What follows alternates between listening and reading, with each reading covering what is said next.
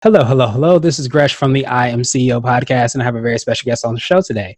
I have Nathan Hirsch of FreeUp. Nathan, it's awesome to have you on the show. Yeah, thanks so much for having me. Great to be here. Super excited to have you on. And what I wanted to do was just read a little bit more about Nathan so you can hear about all the awesome things that he's doing. And Nathan Hirsch is a 10-year entrepreneur and 10-year entrepreneur and expert in remote hiring and e-commerce. He started his first e-commerce business out of his college dorm and has sold over $30 million online. He's now the co-founder and CEO of FreeUp, a marketplace that connects businesses with pre-vetted virtual assistants, freelancers, and agencies in e-commerce, digital marketing, and much more. He regularly appears on leading podcasts such as Entrepreneur on Fire and speaks at live events about online hiring tactics. Nathan, are you ready to speak to the I'm CEO community?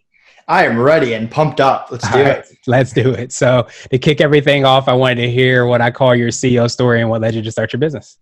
Yeah, so growing up, my parents were both teachers, and I always grew up with a mentality that I would go to college, get a real job, work for 20, 30 years, retire, and that was going to be my life. And it was never more evident than during the summers when I was working 40, 50 hours a week. All my friends were outside playing, and I learned a lot about sales and marketing and customer service. And I also learned that I just hated working for other people. So when I got to college, I kind of looked at it as a ticking clock. I had 4 years to start my own business, or I was going to go into the real world and have bills and rent due, and I was going to have to get a job, and I might not be able to turn back. So I started experimenting, and I created a book business. I started a referral program, actually got a cease and desist letter from my school because I was competing with the school bookstore. So that was my first glimpse into being an entrepreneur. And from there, I pivoted a little bit. I learned a little bit about Amazon from selling these books. This was back in 2008, before the gurus and the courses, and no one really knew what Amazon was. So I thought it was cool. I could have this 24/7 storefront. I just had to figure out what to sell. So I started experimenting with outdoors equipment, sporting equipment, and I just failed over and over and over. And it wasn't until I branched out of my comfort zone and found the baby product industry that my business really took off. So if you can imagine me as a 20-year-old single college guy selling baby products on Amazon, that was me. And I got a lot of weird looks. It was fun. And I was making money for the first time. I thought I should probably pay taxes. So I met with an accountant, and the first question he asked me was, when are you going to hire your first person? And I kind of shrugged him off. Like, why would I do that? That's money out of my pocket. They're going to steal my ideas. They're going to hurt my business. And he just laughed in my face and said, you're going to learn this lesson on your own. Well, sure enough, my first busy season comes around, fourth quarter, and I just get destroyed. I'm working 20 hours a day. My social life goes down. My grades plummet. And I get to the other side and I think, man, I can never let that happen again. I need to start hiring people. So I know nothing about hiring. I post a job on Facebook. This guy messages me for my business law class. I say, you're hired. Didn't even interview him. And he ends up being an amazing hire. He's my business partner, Connor. I have a picture of him somewhere over here. But he's on my Amazon business. He's the COO of FreeUp. So I hit jackpot right from the beginning. And there I am thinking, man, this hiring thing is easy. You post a job on Facebook, someone shows up, you make more money, your life becomes easier. And I just proceed to make bad hire after bad hire after bad hire. Quickly learning that college kids, not very reliable, moving into the remote hiring world, the Upworks and the Fivers. And I've made some good hires. I have some people that are still with me 8 years later, but I also just hated how long it took me to post a job, get 100 applicants, interview them one by one. And I kept looking for something faster.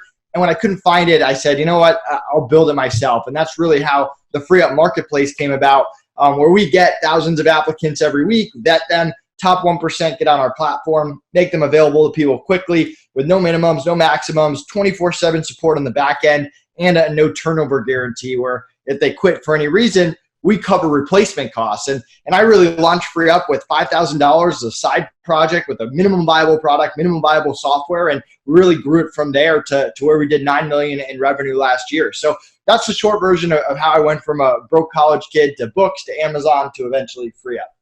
Nice. I love that story. And I love the whole kind of lessons learned throughout all that, because you just kept experimenting. And now you have, FreeUp, which largely came from an experiment. And you hear like a lot of the really great products and services that come about just because you're testing out something and then it blossoms from there. Yeah, I mean, a lot of entrepreneurs think that they know what's going to work, or they know what the market wants, or they know what's going to sell. And the truth is, you just don't until you do a lot of trial and error. And there's books you can read, and there's some courses you can take, and you can cut corners here and there, but there's no substitute for just trying different things, different low risk, high reward situations, and really reading the market, asking for feedback. When we started Free Up, we didn't plan 3 years in advance, because who knows what it's going to be like in 3 years. We focused on getting that minimum viable product out there, getting feedback, and making improvements over time based on that feedback. And it leads to some pivoting and some tossing and turning, but you eventually can read the market and get to where you want to be. Exactly. Absolutely love that. And I wanted to hear a little bit more about Free Up. I know you talked about exactly how the process goes. Is there a certain type of, industry that you find that, or type of person, I should say, entrepreneur or business owner, that is a really good fit, or is it just kind of a mix, and kind of like what you feel is your secret sauce and sets you guys apart? Yeah. So, I mean, we started off in the Amazon community because I was a long-time Amazon seller. And then we expanded to e-commerce businesses, so Shopify, eBay. And then we expanded into marketing. So marketing influencers, marketing agencies, and marketing kind of trickles into every other business out there. So now we work with every different online business, real estate agents, nonprofits, software companies, you name it. So if you're a business owner in 2019, you can hire remote. There's a lot of benefits for hiring remote. So for us, we want to make it as easy as possible. So for us, the vetting sets us apart. We only let on 1 out of every 100 applicants that apply to get on our platform to offer services to our clients. We have virtual assistants, freelancers, and high-level agencies, so depending on what people want. I would put our speed against anyone out there. You put in a request, we fill it within a business day. You can meet the person, interview them, make sure you like them. If you like them, you can hire them. If you don't like them, you click pass and provide us feedback, and we get you someone else based on the feedback. So it's a pretty fast and efficient process. I would put our customer service against anyone. My calendar is right on the website. I have people that cover my Skype, email, live chat 24/7. If you have even the smallest issue, we're there. And that no turnover guarantee. I haven't heard of anyone else that has that yet, where if someone quits, we cover all replacement costs and get you a new person right away. So those are the main 4 things. For me, it's all about time, because as an entrepreneur, you can always make more money. You can't get your time back. So anything that gets you access to talent faster, to me, is a win. Absolutely, yeah. And I would say for anybody that's definitely used like Upwork, or I forgot what it was called before that, but when they Elance and Odesk, those yeah. Odesk, yeah, exactly. Those services, a lot of times you put in an application, or you post a job, and then you get like 100 applicants, and you don't get really have the opportunity to sift through all those people. So it's great to hear that you guys are doing that. Right. Nice. And I wanted to switch gears a little bit, and I wanted to ask you for what I call a CEO hack. And this might be an app, a book, or a habit that you have, but it's something that makes you more effective and efficient. So I like to wake up early. I mean, I'm up like 6, 7 a.m. every day, some days even earlier than that. And for me, that's my quiet time when my brain is fresh. I don't have any stress from hours before. I have hopefully a good night's sleep, and no one else is waking up for a few hours. My assistants aren't bothering me, and I can just get projects done. I can plan for the week ahead. And I didn't used to do that. I came from a business I started in college where I could sleep till 11 a.m. every day. And you feel late all the time. And now might be a random day. Maybe I come back from travel on a red eye where I do sleep in a little bit, and you almost feel like you never get caught up. So for me, waking up early has just been a huge key. Yeah, that's definitely, like you said, before the world starts to wake up, you get to wake up and knock out whatever you need to get done. And then by the time the world wakes up, you've already, done so much to get the day started. So that I love that CEO hack. And now I wanted to ask you for what I call a CEO nugget. And this is a word of wisdom or piece of advice. Or if you can hop into a time machine, what would you tell your younger business self? Oh man, great question. So in my first internship, keep in mind, I've never had a quote unquote real job after college. So my only working experience was these internships that I had. And I had this one manager who was a great manager on paper in terms of the numbers. His store did pretty well, but he was an awful manager in terms of the day-to-day and working with people. He used to micromanage. He would talk down to people. He would be mean and aggressive and make you feel uncomfortable. And no one really liked working with him. But he got stuff done because he would kind of threaten people and make sure that he got stuff done, or fire people that wouldn't listen to him. So when I first started being an entrepreneur, I didn't know how to be a boss. I didn't know how to manage people. So what did I revert to? I reverted to the only managerial experience that I ever had. And I can tell you it led to 50% turnover. It led to a lot of pulling out my hair, a lot of wasted time and energy, a lot of people not wanting to work with me. And it all kind of clogged the pipe, so to speak, of what we were trying to do. So it took me years and years before I started asking for feedback and really focusing on myself. How can I improve my managerial process? How can I become a leader instead of a manager? And I feel like the old way of talking down to people and I'm the boss and what I say goes and you need to listen to me just doesn't fly anymore. And it's going to be very tough to retain people. It's going to be very tough to grow a business if you don't learn how to manage in a better way. And I wish I learned that a few years earlier.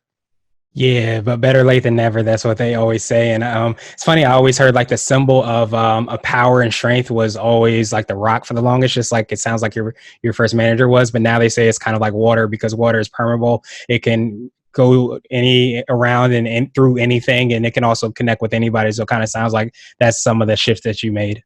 Yeah, I completely agree. I mean, and you got to adapt. I mean, certain people get managed in a different way. Times change, social media becomes more prevalent. Like there's so many just different outside factors you have to take into account. If you're not constantly listening to people, it's going to be tough for you to make those adjustments. Absolutely. So it's great to hear that you were open to feedback and actually took that feedback and implemented it as well too. So now I wanted to ask you my absolute favorite question, which is the definition of what it means to be a CEO. And we're hoping to have different quote unquote CEOs on this show. So Nathan, what does being a CEO mean to you?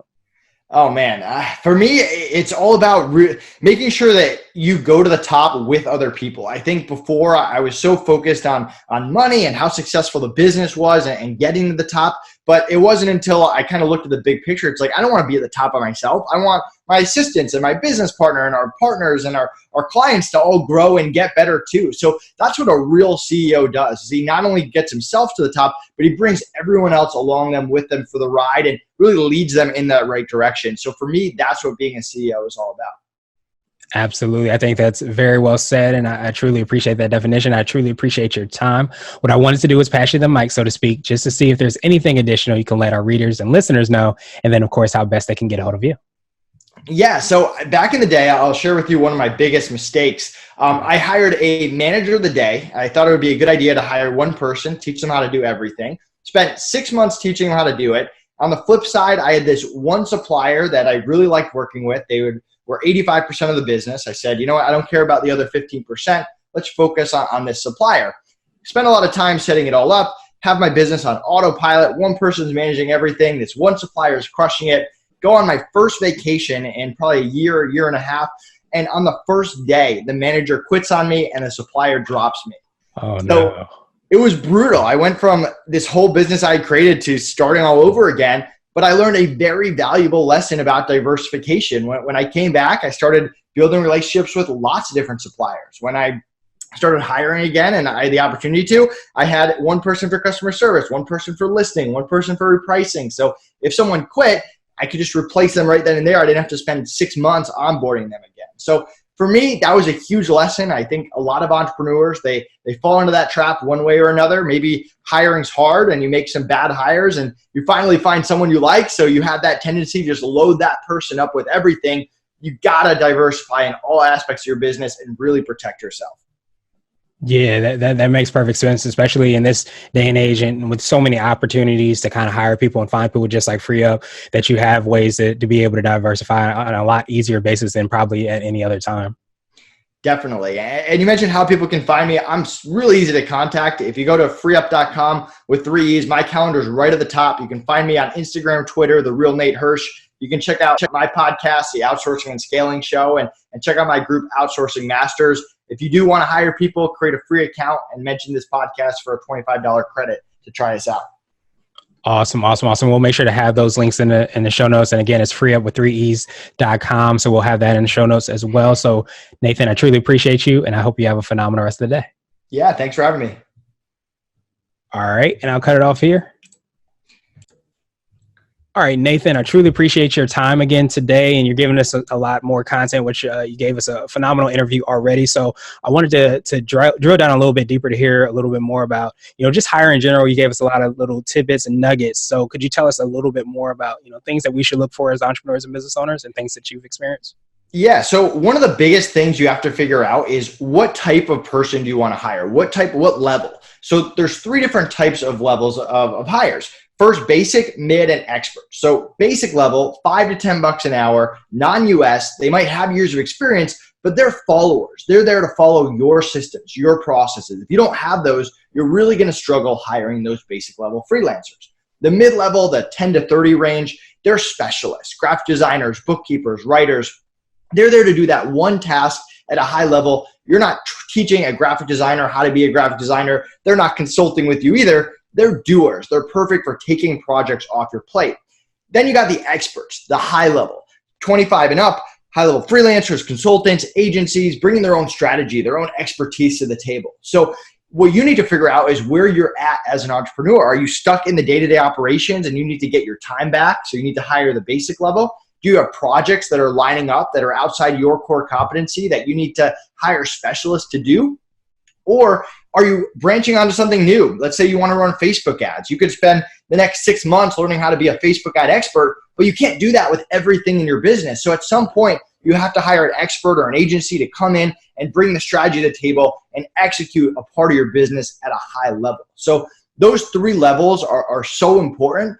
And from there, you can kind of start the hiring process. So for me, I look at the numbers. I look at last month, how much money did I make? How much profit? And now how aggressive do I want to be? Maybe I want to be really aggressive and I invest 40 to 60% of my profits back into hiring. Maybe I want to be more conservative. We're all at a different place in our life.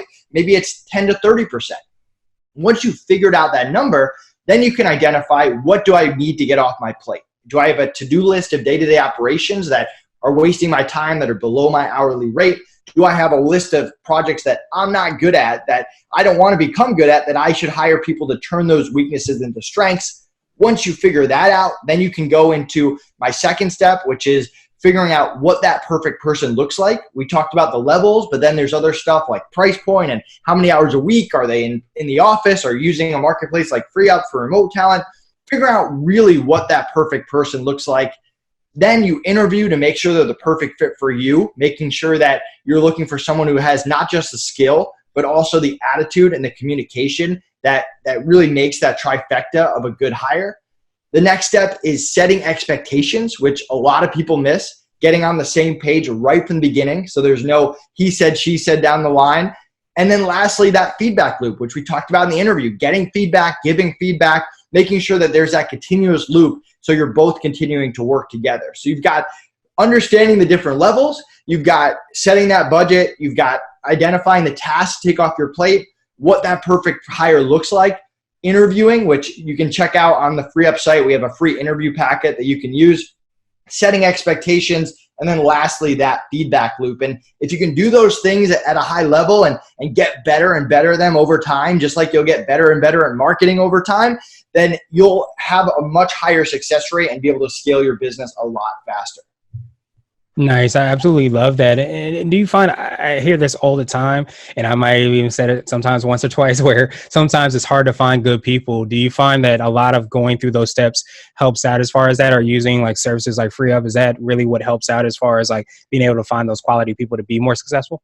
Yeah, and for that, I mean, I'd love to dive into more of the attitude, skill, and communication. I mean, I used to hire people for skill, and 3 months later, it would blow up in my face. And I'd be like, how is this person that's so talented not a good fit for my business? And it's because I was only focused on skill. And with attitude and communication, I mean, we do one-on-one interviews where we look for people that don't get aggressive when something doesn't go their way, that are passionate about something besides money, that can take feedback without taking it personally. And then we have 15 pages of communication best practices that they have to memorize and get tested on before they get on our platform to go along. And those two things go along with the skill tests that we give them. So for us, it's about that trifecta. No one has a 100% hiring record, but when you focus on those things, you get closer and closer to that 95, 98%. And that's really can be the difference between success and failure in your business. Yeah, and I feel like that's right in line with what you were saying as far as setting expectations, because I think when you go through that due diligence, when you're bringing on somebody, you also kind of have an understanding of who you're bringing on, maybe where they're weaker or where they could be stronger. So you can kind of, like you mentioned, you know, in the interview, you can kind of be that water than that rock and understand how best to manage that person as well. Yeah, completely agree. And you'll learn a lot over the process. I mean, like I said, no one has a 100% hiring record, but no one figures out hiring in year one either. Like you got to start somewhere and build it over time and make your process better and better. Exactly. Well, awesome. Well, I truly appreciate you again. Did you have anything additional you want to kind of touch on, for our listeners? Yeah, if this is for the premium group, we'll actually double the free credit from $25 to $50. Go to freeup.com, create a free account. It's free to sign up. There's no monthly fee, no minimums, no obligation, $50 free credit to try us out. We know you'll love the service, and we're really there to help you scale your business. Nice. I truly appreciate that. And anybody who wants to connect with you, they just should go to freeup.com. Anywhere else if they're just listening to this? Yeah, freeup.com. You can also check out my YouTube channel and our podcast, The Outsourcing and Scaling Show. Awesome. We'll also have that in links in the show notes as well. But thank you again, Nathan. Appreciate you. Hope you have a great rest of the day.